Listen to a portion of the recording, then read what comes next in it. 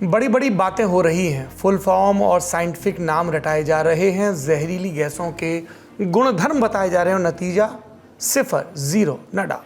फिर आते हैं सवाल, जब दिल्ली एनसीआर समेत पूरे देश की सांसों में धीमा जहर भरता जा रहा है, तब जिम्मेदार लोग क्या कर रहे हैं?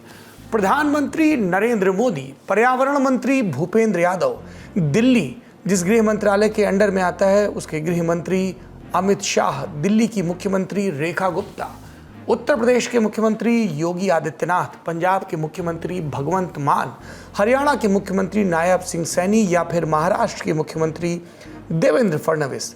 जवाब मिलेगा ज़्यादा कुछ नहीं, मीटिंग्स के सूत्रों के हवाले से अपडेट आ जाते हैं। ठोस कुछ होता नहीं है, ठोस होता है तो डेटा मैनिपुलेशन होता है और घटतौली के नाम पर कुछ दिखावटी कदम उठाने के सिवा कुछ नहीं हो पा रहा। दिल्ली और दिल्ली में रहने वाले, दिल्ली के आसपास रहने वाले एक धीमी लेकिन शर्तिया मौत की तरफ हर सांस के साथ बढ़ रहे हैं। ऐसे में सवाल ये पूछा जाता है कि जब सर्वशक्तिमान सरकार कुछ कर नहीं पा रही है तो बातें किस आधार पर करती है बड़ी बड़ी? आज के शो में इस पर विस्तार से बात करेंगे, हुक्मरानों से जरूरी सवाल पूछेंगे। दिल्ली एनसीआर में एक्यूआई में किस कथित सुधार का हवाला दिया गया, इसके आधार पर किन प्रतिबंधों में छूट दी गई, इस स्कैम की असलियत क्या है, तस्वीर सिर्फ डेटा में बेहतर क्यों लग रही जबकि आंखों में जलन और गले में खराश साफ महसूस हो रही? देश के पर्यावरण मंत्री कहां हैं, किस राज्य में अपनी पार्टी के लिए कैंपेन कर रहे हैं, ये भी पता लगाएंगे। बताएंगे कि कैसे सरकारी एजेंसियां ही सारी पोलपट्टी खोल रही हैं और हालात यहां तक कैसे पहुंचे जो किरण बेदी सरीखी भाजपा समर्थित शख्सियत को भी सीधे प्रधानमंत्री से अपील करनी पड़ रही है। चर्चा इस बात पर भी कि समस्या केवल दिल्ली एनसीआर की नहीं है, खराब हवा का रोग पूरे देश में फैल चुका है और देश की आर्थिक राजधानी मुंबई और महाराष्ट्र में भी इसको लेकर शोर बरपा है। इन सबसे इतर समय रैना को सुप्रीम कोर्ट ने क्या से क्या बना दिया, पैसे जिताने वाले ऐप को पैसे ही भारी क्यों पड़े और WPL में किस महिला क्रिकेटर को सबसे ज़्यादा पैसे मिले और असम में पॉलीगमी पर क्या नया कानून बन गया है, किस सज़ा की व्यवस्था हो गई, इस पर भी बात करेंगे। नमस्कार, सौरभ द्विवेदी नाम है हमारा और आप देखना शुरू कर चुके हैं Lallan top show. Brought to you by Sensodyne K. Sensodyne, toothpaste for sensitive teeth.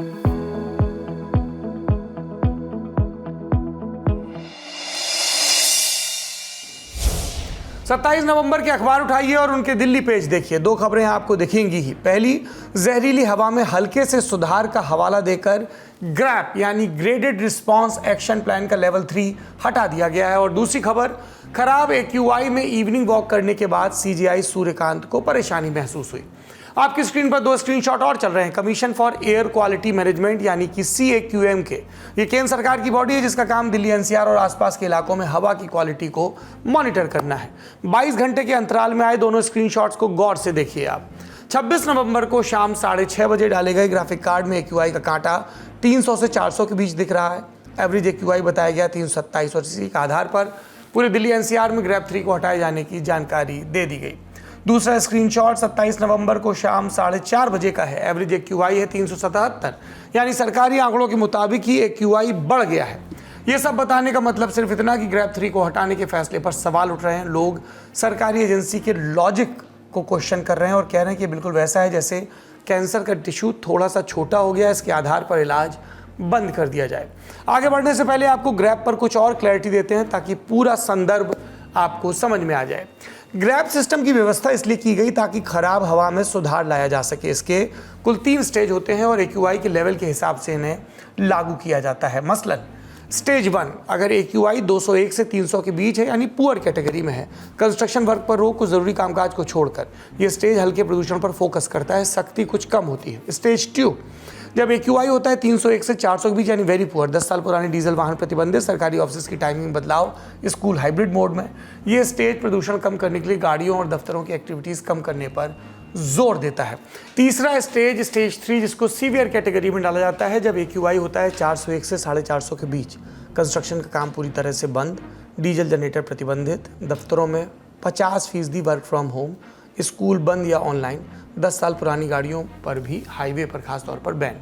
यानी ये स्टेज एक किस्म की हेल्थ इमरजेंसी की तरह होता है। आर्थिक और दूसरी तरह की गतिविधियों को कम से कम करने पर फोकस किया जाता है। दिल्ली एनसीआर में 11 नवंबर को ग्रेड 3 लागू किया गया, लेकिन उसके बाद भी इसके नियम कायदों की धज्जियां उड़ती रहीं, कंस्ट्रक्शन की तस्वीरें आती रहीं, डीजल जनरेटर और ढेर पुरानी गाड़ियां भी बेधड़क दौड़ती रहीं। कई जगहों से ये भी खबरें आई कि 5वीं तक के बच्चों को तो हाइब्रिड मोड में पढ़ाई का ऑप्शन मिल गया, लेकिन उससे ऊपर की क्लास के बच्चों को स्कूल जाना पड़ेगा, गोया उनके फेफड़े स्टील के हों।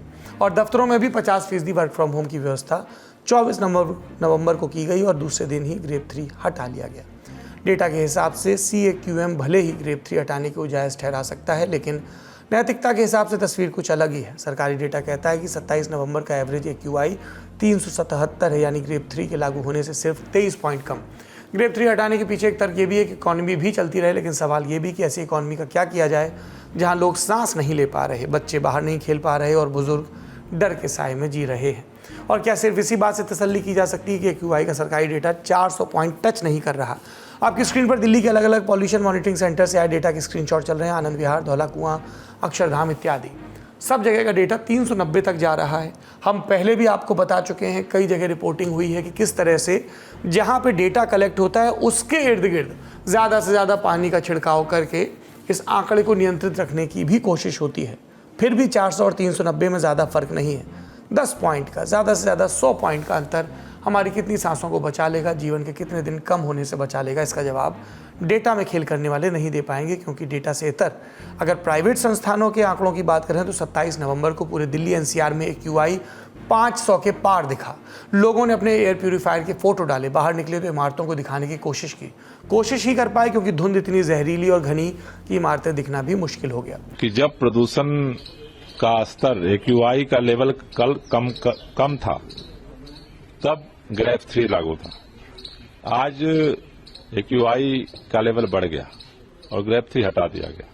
क्यों लगाया गया था और क्यों हटाया गया था किसी को नहीं पता। पूरे प्रदूषण को लेकर के जिस तरह से सरकार की सक्रियता रहनी चाहिए, सरकार ने अपनी सक्रियता की जगह AQI के जो आंकड़े हैं उसको कैसे कम किया जाए उस पर पूरी ताकत लगा दी।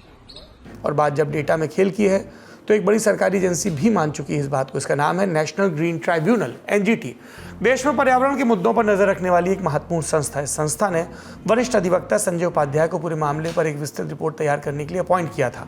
19 नवंबर को ये रिपोर्ट आई और इसमें कई तीखी बातों का जिक्र हुआ। मसलन ग्रैब प्लान के इम्प्लीमेंटेशन के बाद भी सुधार ना के बराबर है। क्लाउड सीडिंग जैसे उपाय बेमतलब साबित हुए। दिल्ली सरकार से 3 करोड़ से ज़्यादा के खर्च का हिसाब मांगा जाना चाहिए। डेटा मॉनिटरिंग सेंटर पर पानी के छिड़काव के जरिए डेटा मैनिपुलेट किया गया है। इस रिपोर्ट में चिंता बढ़ाने वाली एक और बात सामने आई। दिल्ली में पॉल्यूशन सोर्स की पहचान और इसके आधार पर सॉल्यूशन निकालने का प्लान 7 साल पुराने मॉडल पर चल रहा है, जबकि सोर्स के नए सिरे से पहचान के लिए एक स्टडी 2023 में हो चुकी है। इसके बाद भी 2018 के मॉडल को अपडेट नहीं किया गया। यानी यहाँ सीधा सरकार जो दिल्ली में रेखा गुप्ता चला रही हैं उनसे पूछा जाना चाहिए कि 9 महीने बाद भी सत्ता में आने के ये बेसिक सा काम क्यों नहीं हो पाया। इसका पूरा ध्यान क्या सरकार का सिर्फ इमेज मैनेजमेंट पर है? वैसे सरकारी इमेज को अब करारा झटका लगना शुरू हो गया। किरण बेदी किसी परिचय की मोहताज नहीं। एक ज़रूरी परिचय आपको बता देते हैं। 2015 के दिल्ली विधानसभा चुनाव में बीजेपी की CM फेस थी। अब लगातार एयर पॉल्यूशन पर लिख बोल रही हैं, AQI के सरकारी डेटा पर सवाल उठा रही हैं और ये भी बता रही हैं कि कैसे दुनिया के तमाम शहरों में एयर पॉल्यूशन की समस्या से निजात पाई गई, लेकिन शायद उनके अपने ही लोग उन्हें नहीं सुन रहे। और ऐसा नहीं कि एक्शन नहीं हो रहा है। इंडिया गेट पर जब विरोध प्रदर्शन होते हैं तब दिल्ली का पूरा प्रशासनिक लाभ लश्कर एक्टिव हो जाता है। कुछ एक्सट्रीम तत्व माओवादियों की फोटो लेकर पहुंचते हैं तो सरकार उसको सबसे बड़ा मुद्दा बना लेती है और सारी चर्चा हवा से हटकर हवाई हो जाती है। इधर सुप्रीम कोर्ट भी कह चुका है कि उसके पास कोई जादू की छड़ी नहीं, जो करना है सरकार को करना है। ऐसे में विकल्प क्या है? हमने कुछ एक्सपर्ट से बात की। दूसरा, अगर हम सोल्यूशन देखेंगे तो सोल्यूशन के पहले हमें सबसे पहले समस्या को समझना पड़ेगा। हम बहुत बार सिम्टम को देखते हैं, सोर्स को नहीं देखते हैं। और जब तक हम सोर्स की तहकीकात नहीं करेंगे, उसके ऊपर हम हमला नहीं करेंगे, तब तक हमें इसका सोल्यूशन नहीं मिलेगा। और सबसे बड़ा चीज जो ये है कि लगभग 40% जो 2.5 का PM 2.5 का कंट्रीब्यूशन है वो मोबिलिटी सेक्टर से है, ट्रांसपोर्ट सेक्टर से है। तो जब तक हम अपने पब्लिक ट्रांसपोर्ट इंफ्रास्ट्रक्चर को कम से कम दिल्ली NCT में, दिल्ली नेशनल कैपिटल टेरिटरी में और नॉर्थ इंडिया में अगर हम इसको इंप्रूव नहीं करेंगे, उसके लिए हमें क्या करना होगा? हमें पब्लिक ट्रांसपोर्ट को अफोर्डेबल, पब्लिक ट्रांसपोर्ट को लास्ट माइल, पब्लिक ट्रांसपोर्ट को सेव करना पड़ेगा। और सारा का फोकस हम दिल्ली पे नहीं बल्कि दिल्ली के आसपास, क्योंकि दिल्ली में हम हमेशा समझते हैं कि 2.5 करोड़ लोग रहते हैं, लेकिन हमें यह समझना होगा कि दिल्ली से आसपास जो लोग, गुड़गांव है, फरीदाबाद है, नोएडा है, इसमें लगभग 8 करोड़ लोग रहते हैं। तो हमें एक कलेक्टिव ट्रांसपोर्ट मैकेनिज्म बनाना होगा। कंस्ट्रक्शन एंड डिमोलिशन डस्ट और रोड साइड डस्ट जो है उसका लगभग 30% कॉन्ट्रीब्यूशन है, उसके ऊपर काम करना बहुत आवश्यक है, क्योंकि PM10 का मेन जो कंट्रीब्यूटर है वो डस्ट पार्टिकल्स है। और साथ ही साथ ये जो थर्मल पावर प्लांट्स हैं, दिल्ली के 300 स्क्वायर किलोमीटर रेडियस में कम से कम 15 ऐसे थर्मल पावर प्लांट्स हैं जो अपने सल्फर डाइऑक्साइड जो एक बहुत बड़ा कंपोनेंट है PM 2.5 का, उसको रेगुलेट नहीं करती है, उसके एमिशन स्टैंडर्ड्स को फॉलो नहीं करती है। तो अगर हम पराली जलाने को कंट्रोल करें, साथ ही साथ जिसको हम एपिसोडिक सोर्सेज कहते हैं, चाहे पराली जलाने का हो या पटाखे का काम हो, और साथ ही साथ जो पेरिनियल सोर्सेज हैं उसमें हम इंफ्रास्ट्रक्चर लेवल जब तक हम इन्वेस्टमेंट नहीं लाएंगे, क्योंकि हम बार बार ग्रैप एक सोल्यूशन नहीं है, ग्रैप एक लॉकडाउन है। हाँ, अगर आप इमरजेंसी में है तो आपको ये सारी चीजें करनी होंगी। ग्रैप बहुत आवश्यक है लगाना। बहुत ही एक दुर्भाग्यपूर्ण स्थिति है कि PM 2.5 और ओवरऑल AQI 500 है, लेकिन सरकार और सरकारी तंत्र को ये लगता है कि ग्रैप 3 में रिलैक्स कर देना चाहिए, और वही हुआ है अनफॉर्चुनेटली। यानी समाधान की पूरी जिम्मेदारी सरकार की है, क्योंकि समस्या केवल दिल्ली NCR तक सीमित नहीं, खराब हवा का ये रोग पूरे देश में फैल रहा है। आपने देखा हो कैसे मुंबई में रहने वाले सेलिब्रिटीज़ भी लगातार खराब हवा की शिकायत कर रहे हैं। 300 AQI डेटा के स्क्रीनशॉट डाले जा रहे हैं। दुनिया की चौथी सबसे बड़ी अर्थव्यवस्था की आर्थिक राजधानी, साधन संपन्न लोग, दरिया के किनारे, समंदर के किनारे, तेज हवाओं के शहर में ये हाल है। पूरी दुनिया को मुट्ठी में रखने की क्षमता और दावा पर एक अदद सांस के लिए तरस रहे हैं। आप देखिए ये वीडियो, आपने शार्क टैंक मैन को देखा होगा, अब ये इंस्टाग्राम पर गुहार लगा रही हैं। खराब हवा का ये संक्रमण नॉर्थ ईस्ट भी पहुंच चुका है। असम, सिक्किम, त्रिपुरा, मेघालय, नागालैंड, यानी जो राज्य अपनी प्राकृतिक खूबसूरती के लिए जाने जाते हैं, साफ ताज़ी हवा के लिए पहचाने जाते हैं, वहाँ भी सांस लेना मुश्किल हो रहा है। चिंता बढ़ाने वाली कुछ और रिपोर्ट भी है। मसलन फिनलैंड बेस्ड नॉन प्रॉफिट संस्थान centre for research on energy and clean air की हाल रिपोर्ट बताती है अक्टूबर 2025 में भारत के 293 शहरों में से 255 की हवा बहुत खराब रही। इसी तरह भारत के 749 में से 447 जिलों में भी वायु प्रदूषण WHO के तय मानकों से 20 गुना ज़्यादा है। यानी तस्वीर दुरुस्त नहीं है। सबसे पहले बात प्रधानमंत्री नरेंद्र मोदी की। सूत्रों के हवाले से इंडियन एक्सप्रेस समेत कई अखबारों में यह खबर तो चल गई कि PMO में उच्च लेवल की मीटिंग हुई। खबर यह भी चली कि दीर्घकालिक सॉल्यूशंस खोजे जा रहे हैं, ज़्यादा से ज़्यादा इलेक्ट्रिक व्हीकल इंट्रोड्यूस हों, किस तरीके से तमाम इंडस्ट्रीज़ को दिल्ली NCR की फेज़ आउट किया जाए एक सस्टेनेबल ढंग से। लेकिन अभी सिर्फ बातें हो रही हैं। सवाल ये पूछा जा रहा है कि 2014 से सरकार में है और पर्यावरण को लेकर तब से अब तक कितनी चिंता की गई, किस तरह के दीर्घकालिक कदम पिछले 11 साढ़े 11 साल में उठाए गए। दूसरा सवाल पूछा जा रहा है पर्यावरण मंत्री भूपेंद्र यादव से, जो पिछली बार सुर्खियों में तब आए जब वो COP समिट में हिस्सा लेने के लिए, भारत का रुख रखने के लिए कि ये एक उभरती हुई इकॉनमी है, इसलिए विकसित देशों के एजेंडे को जस का तस इस पर नहीं लादा जा सकता। ब्राज़ील में जब उन्होंने COP30 की समिट अटेंड की तब हेडलाइंस बनी। फिर कहा गया कि बिग कैट्स को लेकर इंडिया में कॉन्फ्रेंस होगी, जो भारत के लिए गर्व की बात है, अच्छी बात है, गर्व की बात है। लेकिन आज पर्यावरण मंत्रालय खबर में क्यों है? इंडियन एक्सप्रेस के जय मजूमदार की एक रिपोर्ट की वजह से, जिसमें बताया गया कि केंद्र सरकार ने अरावली पर्वत श्रृंखला की, जो हरियाणा से शुरू होती है, दिल्ली हरियाणा से और पूरा राजस्थान पार करते हुए गुजरात तक पहुंचती है, उसकी परिभाषा बदल दी। अरावली देश की प्रमुख पर्वत श्रृंखला, और परिभाषा क्या बदली गई? नई परिभाषा के तहत अरावली का 90% तक का हिस्सा सिक्योरिटी कवर से हट सकता है, यानी इस हिस्से में माइनिंग से लेकर कंस्ट्रक्शन तक की गतिविधियां की जा सकती हैं। इससे अरावली के पूरे इकोसिस्टम को नुकसान पहुंचेगा और हवा की क्वालिटी भी खराब हो सकती है। इस रिपोर्ट के आने के बाद से देश की मुख्य विपक्षी पार्टी कांग्रेस ने केंद्र सरकार पर निशाना साधा। जयराम रमेश ने कहा, इसके साथ ही सरकार ने जहन्नम का दरवाजा खोल दिया। इन आरोपों पर पर्यावरण मंत्रालय के जवाब का भी इंतजार है। अब रुक करते हैं सुर्खियों का। जब समय अच्छा चलता है तो समय रहना नीड्स टू हेजिटेट कहकर हंसी ठिठोली होती है। हैबिटेटों हेजिटेटों की परे दुनिया भी है जहां समय रहना सुप्रीम लीडर नहीं बुलाए जाते। सुप्रीम है कोर्ट, जिसका आदेश आया। मामला था समय के शो में स्पाइनल मस्कुलर एट्रोफी जैसी दुर्लभ जेनेटिक बीमारी से जूझ रहे लोगों के मजाक उड़ाए जाने का। कोर्ट ने कहा, जिन लोगों का मजाक उड़ाने का आरोप है उन्हीं के साथ शो करना होगा और अपने चैनल पर लाइव स्ट्रीमिंग भी करनी होगी। Chief justice of India Suryakant और जस्टिस जयमाला बागची की बेंच ने याचिका पर सुनवाई के दौरान ये निर्देश दिए और पूछा भी कि जाति सूचक गाली को SC/ST एक्ट में अपराध बनाया गया, जिसमें सजा और गैर जमानती प्रावधान है। विकलांगों को अपमानित करने पर ऐसा ही सख्त कानून क्यों नहीं लाया जा सकता? सॉलिसिटर जनरल तुषार मेहता ने कोर्ट की टिप्पणी की तारीफ की और बोले, हाथ से किसी की गरिमा की कीमत पर नहीं हो सकता। कोर्ट ने सरकार से कहा कि सोशल मीडिया पर अश्लील, आपत्तिजनक या गैर कानूनी कंटेंट को नियंत्रित करने के लिए एक स्वतंत्र और स्वायत्त संस्था बनाई जाए। इसके अलावा कोर्ट ने समय और 4 और सोशल मीडिया इन्फ्लुएंसर्स को भविष्य में सावधानी बरतने को कहा। इनके नाम क्या है? विपुल गोयल, बलराज घई, सोनाली ठक्कर और निशांत तंवर, जो समय रैना के शो इंडियाज गॉट टैलेंट का हिस्सा थे। हालांकि कोर्ट ने उन्हें सजा की जगह को सामाजिक जिम्मेदारियों से नवाजा। इन लोगों को हर महीने 2 प्रोग्राम या शो करने होंगे जिसमें विकलांगों की सफलता की कहानियां दिखाई जाएंगी। इन शो से जुटाए पैसे को ये जो मस्कुलर एट्रोफी वाली बीमारी है या दूसरी दुर्लभ बीमारियां, इसके इलाज के लिए दान करना होगा। विकलांग व्यक्तियों को अपने प्लेटफॉर्म पर बुलाकर फंड जुटाने का काम भी करना होगा। इसके अलावा सीजीआई सूर्यकांत बोले कि ये सजा नहीं, सोशल बर्डन है। आपकी असंवेदनशील टिप्पणियों की भरपाई के लिए ये करना होगा। मामले की अगली सुनवाई 4 हफ्ते बाद होगी। अगली सुर्खी, वाह बेटा तुम तो अलग लेवल के बुद्धिजीवी नजर आ रहे हो, कहाँ थे अब तक? और इस बात का जवाब आता है एक ब्रांड इंटीग्रेशन के साथ। अरे हम अंदर थे, विंजो पर गेम खेल रहे थे, पैसे कमा रहे थे। इतने के बाद आपको याद आ गया होगा छोटे बड़े मझोले यूट्यूबर्स के वो तमाम वीडियोस जिन्होंने विंजो के नाम को घर घर पहुंचा दिया। लेकिन अब संकट वाले दिन हैं। ईडी ने online gaming mobile app WinZO के फाउंडर सौम्या सिंह राठौर और पवन नंदा को गिरफ्तार किया। गिरफ्तारी ऑनलाइन गेमिंग ऑपरेशन से जुड़े कथित मनी लॉन्ड्रिंग केस में हुई है। दोनों को पूछताछ और हिरासत में लेने के बाद कोर्ट में पेश किया गया, जहां से ईडी को उनकी 1 दिन की कस्टडी मिली है। इस मामले पर कंपनी की सफाई भी आई। विंजो के प्रवक्ता ने कहा कि कंपनी ट्रांसपेरेंसी बरतने और गेम में हिस्सा लेने वाले लोगों की सुरक्षा के लिए प्रतिबद्ध है। कंपनी के मुताबिक वो सभी लागू कानूनों का पालन करती है और जांच में पूरी तरह सहयोग करेगी। विंजो एक ऑनलाइन गेमिंग और real money gaming mobile app है। इसके जरिए लोगों को कई तरह के खेल खेलने की सुविधा मिलती है, मसलन quiz, sports game, card game, ludo, carrom इत्यादि। डेवलपर्स अपने गेम इस प्लेटफॉर्म पर लॉन्च कर सकते हैं और रेवेन्यू शेयरिंग के जरिए पैसे कमाते हैं। इन गेम्स में हिस्सा लेने वालों से एंट्री फीस लेकर कमाई भी की जाती है। कंपनी ब्राज़ील, अमेरिका और जर्मनी जैसे देशों में भी ये सर्विसेज देती है।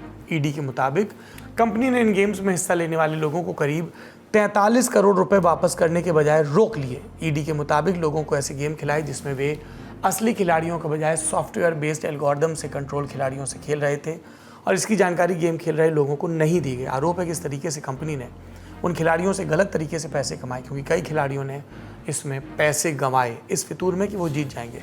देश भर में 22 अगस्त को रियल मनी गेमिंग पर बैन लगाया गया था। बिजनेस स्टैंडर्ड की रिपोर्ट के मुताबिक कंपनी ने बैन के बाद भी अपना कामकाज जारी रखा। पिछले हफ्ते ईडी ने विंजो और गेम क्राफ्ट के ठिकानों पर छापेमारी की थी। इस दौरान लगभग 505 करोड़ रुपए के एसेट्स जैसे बॉन्ड, म्यूचुअल फंड और फिक्स डिपॉजिट भी फ्रीज किए गए थे। दावा है कि विंजो से जुड़े करीब $55 मिलियन यानी 490 करोड़ रुपए एक अमेरिकी शेल कंपनी में रखे गए थे, जबकि असल ऑपरेशन और बैंकिंग भारत से संचालित हो रही थी। अगली सुर्खी, बात क्रिकेट की। दक्षिण अफ्रीका के खिलाफ सीरीज में मिली हार के बाद टेस्ट टीम की आलोचना चारों तरफ हो रही, लेकिन 1 साल में 2 घरेलू सीरीज में व्हाइट वॉश के बाद भी बीसीसीआई जल्दबाजी में फैसले के मूड में नहीं है। इंडियन एक्सप्रेस की रिपोर्ट के मुताबिक बोर्ड आने वाले दिनों में चयनकर्ताओं और मैनेजमेंट से बात करेगा, सुनेगा, लेकिन बड़े बदलाव या एक्शन तुरंत नहीं होंगे। टीम के खराब प्रदर्शन के बाद कोच गौतम गंभीर पर सवाल उठ रहे हैं, लेकिन खबरों के मुताबिक उन पर भी फैसला जल्दबाजी में नहीं लिया जाएगा। कहा गया सूत्रों के हवाले से बीसीसीआई की तरफ से कि हम उनके बारे में कोई फैसला नहीं लेंगे क्योंकि वर्ल्ड कप नज़दीक है। उनका कॉन्ट्रैक्ट 2027 वर्ल्ड कप तक है। उधर विमेंस प्रीमियर लीग यानी WPL का पहला मेगा ऑक्शन नई दिल्ली में हुआ। सबसे बड़ी बोली भारत की खिलाड़ी दीप्ति शर्मा के लिए लगी। उन्हें 3 करोड़ 20 लाख रुपए में यूपी वॉरियर्स ने अपने साथ जोड़ा। मुंबई इंडियंस ने 3 करोड़ रुपए में न्यूजीलैंड की अमिलिया केर को शामिल किया। टॉप 5 खिलाड़ी जिन्हें सबसे ज़्यादा पैसे मिले उनके नाम आप स्क्रीन पर देख सकते हैं। WPL के मेगा ऑक्शन में 277 खिलाड़ियों पर बोली लगी। इनमें 194 भारतीय और 83 विदेशी हैं। अगली सुर्खी, असम सरकार ने पॉलीगैमी यानी बहुविवाह पर रोक लगाने वाला बिल पास कर दिया है। Assam prohibition of polygamy bill 2025 कानून के तहत असम में अब ऐसा करने वालों को 7 साल की जेल हो सकती है। पीड़ित को मुआवजा देने की भी बात है, यानी अब राज्य में कोई भी शादीशुदा व्यक्ति तलाक पूरा नहीं होने या शादी खत्म नहीं होने तक दूसरी शादी करता है तो उसे जुर्म माना जाएगा। बिल में अनुसूचित जनजाति यानी ST के सदस्यों और छठी अनुसूची के अंतर्गत आने वाले क्षेत्रों को अलग रखा गया है। असम के मुख्यमंत्री हिमंता बिस्वा शर्मा बोले कि बिल इस्लाम के खिलाफ नहीं है। इस्लाम पॉलीगैमी को बढ़ावा नहीं देता। इस्लाम को सही तरीके से मानने वाले लोग बिल का स्वागत करेंगे। सीएम ने कहा कि इसका मकसद महिला सुरक्षा और अधिकारों को मजबूत करना है। विपक्षी दल के विधायकों की एब्सेंस में से पेश किया गया, जो सिंगर जुबिन गर्ग की मौत के मामले पर चर्चा के बाद सदन से बाहर चले गए थे। आज का ललन टॉप शो यहीं समाप्त होता है। अपना और अपनों का ख्याल रखिए और ये भी ख्याल रखिए कि सरकार आपकी आबो हवा का कितना ख्याल रख रही है। शुभ रात्रि।